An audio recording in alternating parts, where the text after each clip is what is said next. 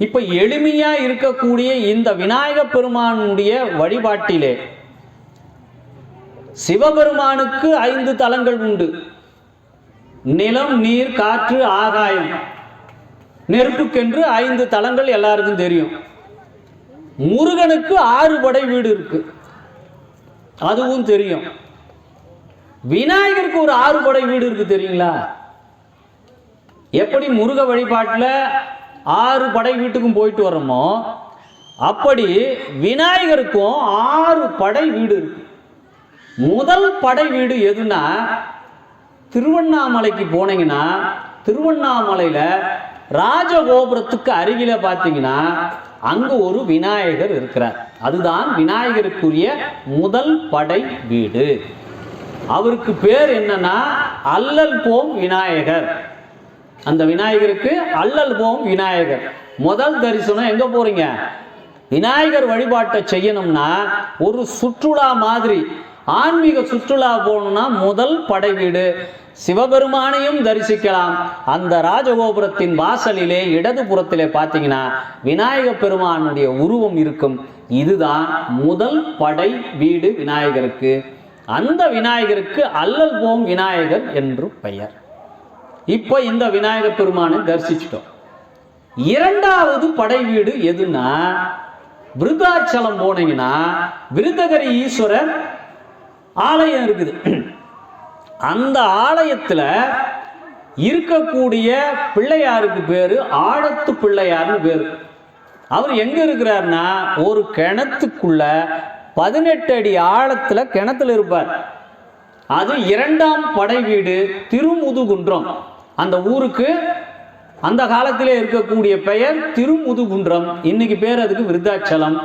அதுல இருக்கக்கூடிய பெருமானுக்கு பேரு விருத்தகிரி ஈஸ்வரர், பழமலைநாதர்னு சொல்லுவாங்க. அந்த கோயில் என்பது இரண்டாம் படை வீடு. இங்க இருக்கக்கூடிய ஆழத்து பிள்ளையார நாம வணங்கிடுறோம். சரி, மூன்றாம் படை வீடு எங்க இருக்குன்னா திருக்கடையூர். திருக்கடையூர்ல இருக்கக்கூடிய அமிர்த கடேஸ்வரர் ஆலயத்துல போனீங்கன்னா அங்க இருக்கக்கூடிய பிள்ளையாருக்கு பேரு கள்ளவாரண பிள்ளையார்னு பேரு. இது மூன்றாம் படை வீடு. ஏன் அவருக்கு கள்ளவாரண பிள்ளையார்னு பேர் வந்ததுன்னா, பார்க்கடலை அசுரர்களும் தேவர்களும் கடைகிறாங்க. அப்படி கடைகின்ற பொழுது அதிலே கிடைக்கின்ற அமிர்தம் கிடைக்குது. இத அசுரர்களும் வேணுன்றாங்க, தேவர்களும் வேணுன்றாங்க. அந்த நேரத்தில் என்ன பண்றாங்கன்னா, விநாயக பெருமானுக்கு வழிபாடு செய்யாம இவங்க அமிர்தத்தை கொடுத்ததுனால என்ன பண்றாருன்னா, விநாயகர் அந்த அமிர்தத்தை கொண்டு வந்து அந்த திருக்கடையூர் கோயில்ல மறைச்சு வச்சிடுறார். இந்த தேவர்களுக்கு கிடைக்காமல் மறைத்து வைக்கிறார். அதனால அவருக்கு பேர் அங்க கள்ளவாரண பிள்ளையார். இது மூன்றாம் படை வீடு. இந்த மூன்றாம் படை வீடு முடிச்சுட்டு நாம அதுக்கடுத்து நான்காம் படை வீடு எதுனா திருநாரையூர். திருநாரையூர் எங்கன்னா தஞ்சாவூர் பக்கத்துல போனீங்கன்னா பொல்லா பிள்ளையார்னு ஒரு பிள்ளையார் இருக்கார். பொல்லா பிள்ளையார்னா உளி கொண்டு செதுக்காத பிள்ளையார், சுயம்பு பிள்ளையார்னு பேர். எந்த உளியாலும் செதுக்கின பிள்ளையார் கிடையாது. அந்த பொல்லா பிள்ளையார் தான் நமக்கு நான்காவது படை வீடு. அங்க என்ன சிறப்புனா, அந்த பொல்லா பிள்ளையாருடைய வழிபாட்டிலே சிறப்பானவர் நம்பி ஆண்டார் நம்பிகள். நமக்கு திருமுறைகள் எல்லாம் 12 திருமுறைகளிலே தேவாரம் எல்லாம் கிடைத்ததற்கு காரணமாக இருந்தது அந்த திருநாரையூரிலே இருக்கக்கூடிய பிள்ளையார் மூலமாகத்தான் சிதம்பரத்திலே இருந்த அந்த திருமுறைகள் எல்லாம் நமக்கு கிடைத்தது. அதற்கு காரணமாக இருந்தவர் பிள்ளையார். இது நான்காம் படை வீடு. ஐந்தாம் படை வீடு எதுனா, மதுரையிலே இருக்கக்கூடிய மீனாட்சி அம்மன் கோயிலிலே ஊஞ்சல் மண்டபத்திற்கு அருகிலே ஐந்தாம் படை வீடாக இருக்கக்கூடியது காரிய சித்தி விநாயகர். இவர்தான் ஐந்தாம் படை வீடு. ஆறாம் படை வீடு எது? பிள்ளையார்பட்டியிலே இருக்கக்கூடிய கற்பக விநாயகர் நமக்கு ஆறாம் படை வீடு. இந்த 6 விநாயகரையும் நாம் தரிசனம் செய்யலாம், தொடர்ச்சியாகவும் செய்யலாம். இல்லை என்றால் ஒவ்வொரு மாதத்தில் கிடைக்கின்ற சதுர்த்தி தினம் அன்று இந்த பிள்ளையாரை சென்று நாம் வழிபட்டால் நம் வாழ்வில் வருவதற்கு முன்னாலே, வாசலுக்கு முன்னாலே துன்பங்கள் காத்திருக்கிறது என்றால் அப்படியே துரத்தி விடுகின்ற ஆற்றல் யாருக்கு உண்டு என்றால் விக்னங்களை தீர்க்கக்கூடிய ஈஸ்வரனாக இருக்கக்கூடிய விநாயக பெருமான் ஒருவருக்குத்தான் இது உண்டு என்பதால் நமக்கு எப்பப்போ நேரம் கிடைக்குதோ அப்பெல்லாம் இந்த 6 படை வீட்டிற்கும் சென்று நாம் வழிபடலாம். வழிபட்டால் நாம் வாழ்விலே வசந்தமானது கிடைக்கும். வாழ்விலே நம்ம குடும்பத்திலே கடன் பிரச்சனை இருக்கிறது, மகனுக்கோ மகளுக்கோ திருமணம் நடைபெறவில்லை, இப்படி வாழ்விலே பல்வேறு துன்பங்கள் நமக்கு வருகின்ற பொழுது இந்த துன்பங்கள் எல்லாம் நீங்க வேண்டும் என்றால் ஒவ்வொரு மாதத்திலும் வருகின்ற அந்த சதுர்த்தி தினத்தன்று இறைவனுக்கு விரதம் இருந்து வழிபடணும். அப்படி வழிபடுகின்ற பொழுது நம் வாழ்விலே இன்பங்கள், நம்முடைய வாசலுக்கு வரும் துன்பங்கள் வீட்டை விட்டு வெளியே செல்லும். விநாயகர் வழிபாட்டினுடைய அடிப்படை தத்துவம் என்னன்னா, ஒன்று இந்த பிரபஞ்சத்திலே ஒலித்து கொண்டிருக்கக்கூடிய ஓம் என்ற ஓங்கார நாதத்தினுடைய அடிப்படை ஒன்று. இன்னொன்று, வசதி உள்ளவர்களாக இருந்தாலும் சரி, வசதி அற்றவர்களாக இருந்தாலும் சரி, ஒரு நீண்ட தூரம் பயணம் செய்து வழிபாடு செய்ய வேண்டும் என்ற விதிமுறை இல்லை. நாம் போகிற இடத்துலலாம் எங்கேயாவது ஒரு இடத்துல விநாயகர் கோயில் இருக்கும், அந்த விநாயகரை வழிபடலாம். இன்னொன்று, நம்ம விநாயகர் வழிபாட்டில் தோப்பு கரணம் போடுவோம். அந்த தோப்பு கரணம் எதுக்கு போடுறோம் அப்படின்னா, ஒரு நாள் அகத்தியருடைய கமண்டலத்திலே இருக்கக்கூடிய நீரை காகத்தின் வடிவிலே வந்த விநாயகர் என்ன பண்ணுவார்னா அதை தட்டி விட்டுருவார். அந்த தட்டி விட்டு காகம் தட்டி விட்டதனால் வந்த நதிதான் காவிரி என்கிற நதி. இது ஒரு புராண கதை. இதுக்கப்புறம் என்ன பண்றாருன்னா, அகத்தியர் காகத்தின் மேல் கோபம் கொள்றார். அப்போ விநாயக பெருமான் என்ன பண்றாருன்னா, தன்னுடைய சுயரூப தரிசனத்தை அகத்தியருக்கு காட்டுகின்ற பொழுது அகத்தியர் தன்னுடைய 2 காதுகளை பிடித்து தோப்பு கர்ணம் போட்டு தன்னுடைய தவறை மன்னித்து விடும்படி வேண்டுகிறார். இதுதான் முதல்ல தோப்பு கர்ணம் போட்டவர் யாரு? அகத்தியர். ஆக விநாயகர் வழிபாட்டில் நிறைய இருக்குதுங்க செய்தி. இப்படி ஒவ்வொரு செய்தியா நாம கேட்டுக்கிட்டே போனோம்னா நிறைய விஷயம் இருக்குது. ஒவ்வொரு கோயிலினுடைய அமைப்பு, ஏன் இதெல்லாம் நடக்குது, ஏன் இந்த பூஜைகள்லாம் நடக்குது, இவ்வளோ எளிமையாக நாம் ஏன் வழிபடணும் அப்படின்னா, மனிதர்களுடைய வழிபாட்டு முறையிலே மிகுந்த பொருட்செலவு இருக்கக்கூடாது என்பதற்காகத்தான் நமக்கு விநாயகர் வழிபாட்டையே நமக்கு அறிமுகப்படுத்தினார்கள். ஒருத்தன் ஒரு குருவை பார்த்து ஒரு கேள்வி கேட்டான். ஐயா, நான் இறைவனை அடையணும், நான் இறைவனை அடையணும்னா நான் என்ன பண்ணணும் அப்படின்னு ஒரு கேள்வியை ஒரு குருவை பார்த்து ஒரு சீடன் கேட்குறான். அதுக்கு குரு சொல்றாரு, நீ போயிட்டு என்ன பண்றன்னா அந்த குளத்தங்கரையருக்கு வா, வந்துட்டு ஒரு கல்லையும் ஒரு மரப்பலகையும் கொண்டு வா அப்படின்னு சொல்றார். அவன் சீடன் என்ன பண்றான், போயிட்டு ஒரு கல்லையும் ஒரு மரப்பலகையும் கொண்டு வரான். இப்போ குரு அவனை பார்த்து சொல்றாரு, இந்த கல்லை எடுத்து அந்த குளத்துல வீசுன்றார். அவன் குளத்துல வீசுறான். வீசின உடனே அந்த குளத்தின் அடியில போய் அந்த கல் விழுந்துடுது. இப்போ அவனை பார்த்து கேட்குறார், இந்த குளத்துக்குள்ள இந்த கல் மிதக்காம ஏன் உள்ள போய் விழுந்தது, அதுக்கு என்ன காரணம்? அப்ப அவன் சொன்னது, குளத்தினுடைய அந்த நீரினுடைய அடர்த்தி எண், அறிவியல்ல சொல்லுவாங்க அடர்த்தி, டென்சிட்டின்னு வாங்க. அந்த நீரினுடைய அடர்த்தியை விட இந்த கல்லினுடைய அடர்த்தி அதிகமாக இருந்த காரணத்தினால் அந்த அடர்த்தி குறைவாக உள்ள நீருக்குள் இந்த கல்லானது மூழ்கி போனது. இது அறிவியல். இன்னொன்று எளிதாக சொல்லணும்னா, இது கொஞ்சம் வெயிட் அதிகமாக இருக்குதுங்க, அதனால குளத்துல போட்டோடனே அது போய் உள்ள விழுந்துடுச்சு. சரி, இப்போ நீ என்ன பண்றனா, இன்னொரு கல்லை எடுத்துட்டு வா, அந்த மரப்பலகையை கொண்டு வா. இப்போ மரப்பலகையை என்ன பண்ணாங்கன்னா குளத்துல வச்சுட்டாரு. அதுக்கு மேலே இந்த கல்லை கொண்டு போய் வச்சார். இப்போ அந்த கல் குளத்துல மூழ்குமா? மூழ்காது. இப்ப இதுல இருந்து உனக்கு என்ன புரியுதுன்னு கேட்டார் சேடனை பார்த்து. அந்த கல்லு மூழ்கிடுச்சு, இந்த கல்லு மூழ்கல, இதுக்கு என்ன காரணம்? வேற ஒன்றும் இல்லை. அதுக்குரிய அடிப்படை காரணம், எந்த ஒரு மனிதனுக்கு தலைகணம் இருக்குதோ, எந்த ஒரு மனிதன் குடும்பத்தின் மீதான அதிக பற்று இருக்கிறதோ, அதிகம் செல்வத்தை சேர்க்க வேண்டும் என்று ஓடி ஓடி அலைகிறானோ, அவனெல்லாம் இந்த குளத்தில் மூழ்கிய கல்லை போன்றவர்கள். போட்ட உடனே உள்ள போயிடுச்சு, ஏன்னா அதுக்கு கனம் அதிகம். ஆனா இப்ப பலகையை வச்ச உடனே அதுக்கு மேல ஒரு கல்லை வச்சா கல்லு மூழ்கல. என்ன காரணம்? அதே கல் தான், ஆனா இங்க மூழ்கல. காரணம், இந்த மரப்பலகையினுடைய அடர்த்தி என்பது குறைவு. தண்ணீர்ல எவ்வளவு அழுத்தினாலும் அது என்ன பண்ணும்? மேலே எழுந்து வந்துடும். அந்த மேலே எழுந்து வந்ததுக்கு மேல அடர்த்தியான ஒரு கல்லை வச்சோம்னா மூழ்காது. அப்படித்தான் உன் மனதிற்குள் பக்தி என்பது இந்த மரப்பலகையை போல பக்தி. இந்த பக்தியானது உன்னிடம் விநாயக பெருமான் மேல இருந்துச்சுன்னா நீ குடும்பங்கிற கடலுக்குள்ள மட்டும் இல்லை, வாழ்க்கையில் இருக்கக்கூடிய துன்பத்துக்குள்ளேயும் நீ மூழ்க மாட்ட. உன்னை இறைவன் மீது வைத்த அந்த பக்தியானது உன்னை காப்பாற்றும். இதுதாங்க அடிப்படை தத்துவம். போட்ட உடனே குளத்துல மூழ்கிட்டினா உனக்கு அடையாளம் தெரியாது.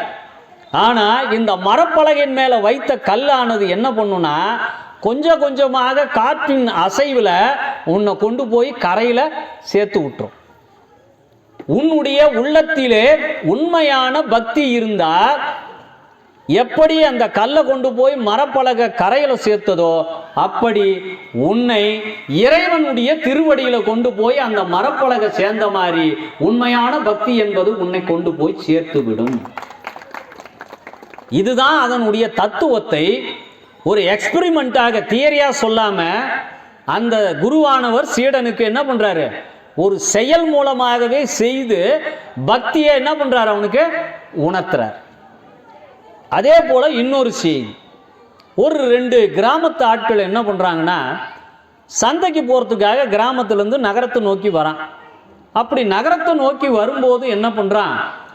வழியில பார்த்தீங்கன்னா ஒரு பெரிய ஆலமரத்தை பார்க்குறான். அந்த ஆலமரத்தில் இருக்கக்கூடிய பழம்லாம் சின்ன சின்னதா இருக்கு. மரம் ரொம்ப பெருசு, ஆனா ஆலமரத்தினுடைய பழம் மிக மிக சின்னது.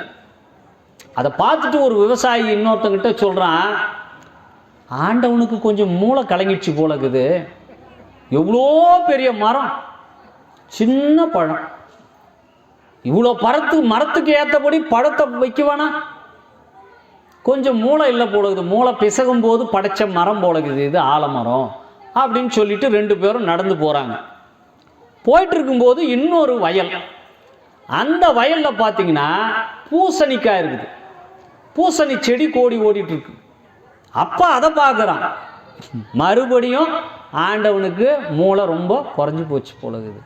இவ்வளோ சின்ன கொடியில இவ்வளோ பெரிய காயை படைச்சிருக்கிறானே, கொஞ்சம் கூட விவரம் இல்லாமலே பண்ணிக்கிறானே படைப்புல நிறைய குளறுபடி பண்ணிட்டான்பா ஆண்டவன் அப்படின்னு சொல்லிட்டு இவங்க 2 பேரும் போறாங்க. போயிட்டு சந்தையில எல்லா வேலையும் முடிச்சுட்டு திரும்ப வராங்க.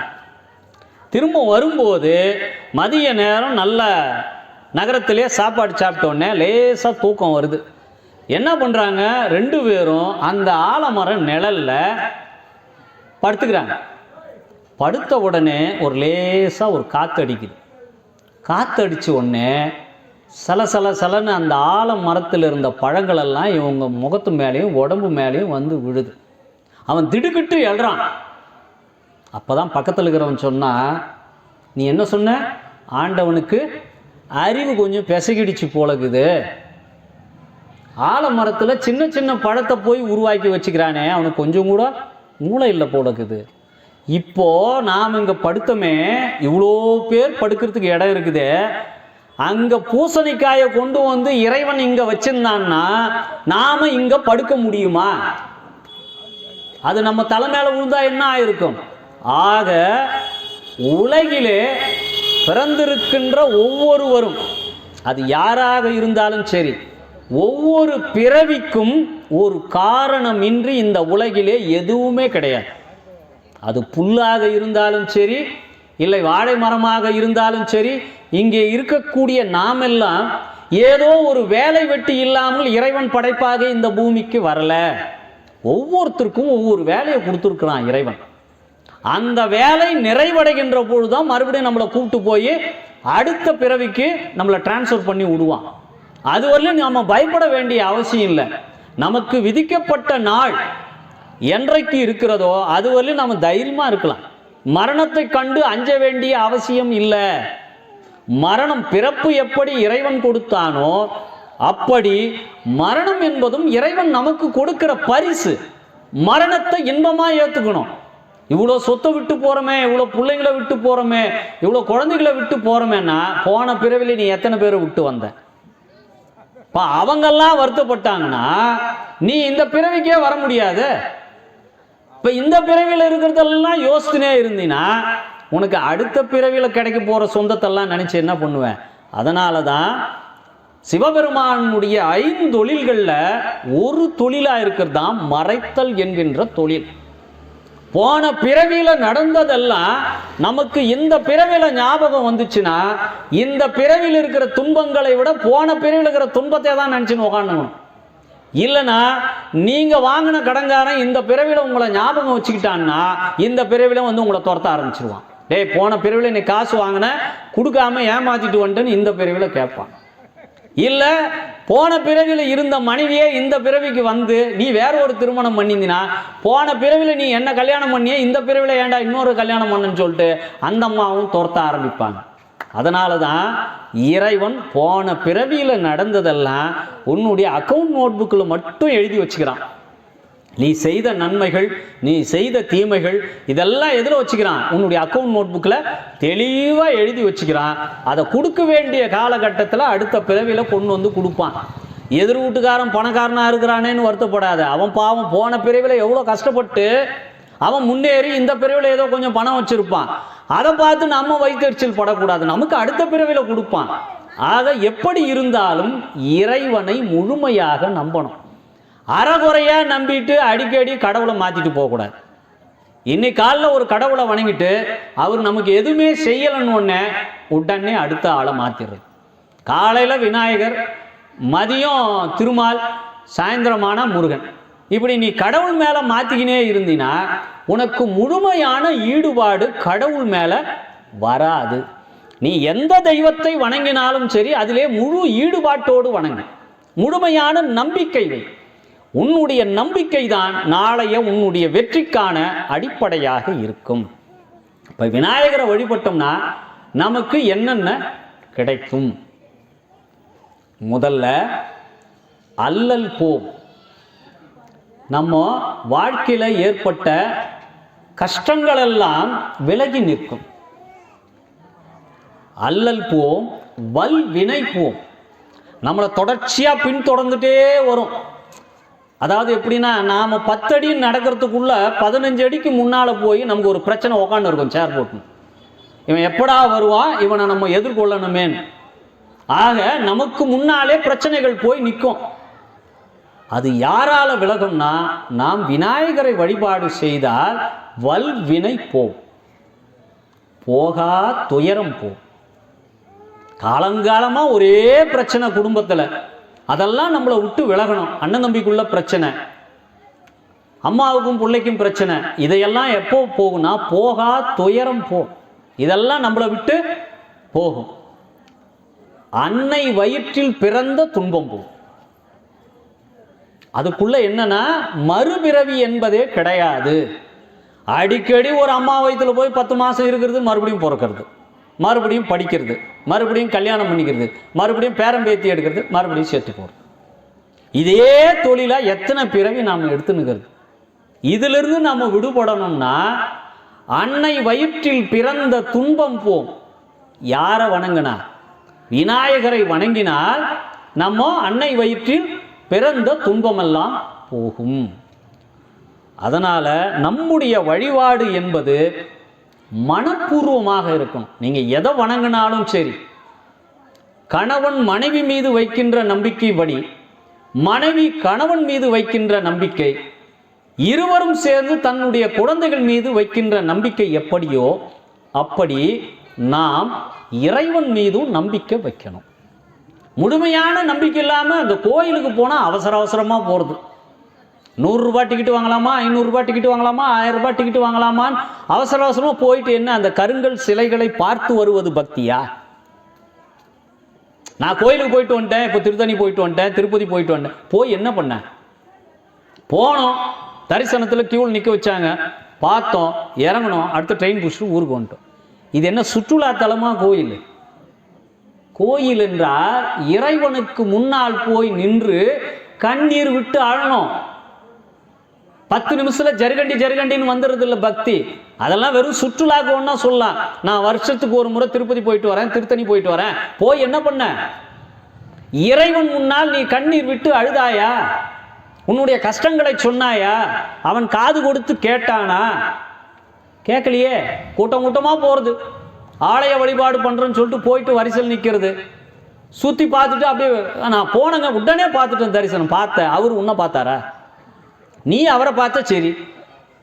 கோடிக்கணக்கான மக்கள் வராங்க, அத்தனை பேர் பிரச்சனையும் அவர் தீர்க்கணும். ஆக எவன் ஒருவன் உள்ளார்ந்த பக்தியோடும் எவன் ஒருவன் கண்ணீர் மல்க நின்று தன் கஷ்டத்தை இறைவனிடம் சொல்கிறானோ அவனுக்கான தீர்வுதான் கிடைக்கும்.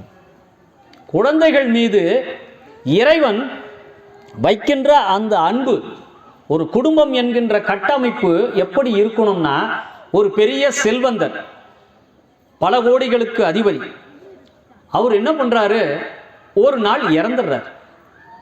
எந்த பணத்தாலையும் போகக்கூடிய உயிரை ஒரு நிமிஷம் கூட யாராலையும் காப்பாற்ற முடியாது. நன்றாக நினைவில் வச்சுக்கணும். இறைவன் விதிக்கப்பட்ட தேதியிலிருந்து யாரும் மாற்றியெல்லாம் டேட்டை மாற்ற முடியாது. நான் ஒரு 100 கோடி உங்களுக்கு தரேன், கேஷாகவே கொடுக்குறேன், ஒரு ½ எனக்கு எக்ஸ்டெண்ட் பண்ண முடியுமான்னா முடியவே முடியாது. மாற்றவே முடியாத ஒன்று எதுனா, உலகத்தில் இறைவனிடம் லஞ்சம் கொடுத்து நாம நம்முடைய தேதியை மாற்றி அமைக்கலாம் முடியவே முடியாது. ஒரு நொடி கூட யாராலும் மாற்றி அமைக்க முடியாது. ஏங்க, இந்த பக்கத்தில் ஒரு 500 ஏக்கர் வச்சிருக்கிறேன், ஒரு 400 ஏக்கர் உங்களுக்கு கொடுத்துட்றேன், கோயிலுக்கே கொடுத்துட்றேன், என்ன ஒரு 2 நாள் கொஞ்சம் எக்ஸ்டெண்ட் பண்ணி முடியுமா அப்படின்னா நிச்சயமாக யாராக இருந்தாலும் இறைவனுடைய பேரேட்டு கணக்கில். ஏன்னா உங்களுக்கு அடுத்த பிறவிக்கு ஒரு தாய் வைத்த இடம் ரெடி பண்ணி வச்சுட்டு இருப்பான். நீங்கள் செஞ்ச பாவ புண்ணிய கணக்கெல்லாம் அங்கே சித்திரகுப்தனும் யமதர்மனும் ரெடி பண்ணி அக்கௌண்ட்ஸை க்ளோஸ் பண்ணி வச்சுருப்பாங்க. போன உடனே பில் செட்டில் பண்ணிட்டு அடுத்த பிறவிக்கு ரெடியாகி போகணும். அதனால் நான் பணம் சேர்த்துட்டு அதனால் என்ன ஆண்டவன் விட்டுருவான், யமதர்மம் விட்டுருவான்னு நினச்சிங்கன்னா எந்த காரணத்தை கொண்டும் விடமாட்டான். ஆக என்ன பண்ணுன்னா, வாழ்கிற காலத்திலே பக்கத்து வீட்டுக்காரர்கிட்டையும் எதிர் வீட்டுக்காரர்கிட்டையும் அன்போடு இருங்கள், பாசத்தோடு இருங்கள். விடிய போகின்ற நாள் எத்தனை பேர் கண்ணீர் அஞ்சலி போஸ்டோடு இருப்பாங்கன்னு யாருக்கும் தெரியாது. நைட்டு எந்திரிச்சு பாத்ரூம் போனவன் எத்தனை பேர் திரும்பி படுக்கறைக்கு வருவான்னு யாருக்கும் நிச்சயம் இல்லை. அதுவும் இன்றைய காலகட்டத்தில் நேற்றைய பார்த்தவன் நாளை காலையில் பார்க்க முடியுமா என்ற உத்தரவாதம் இன்னைக்கு இல்லை.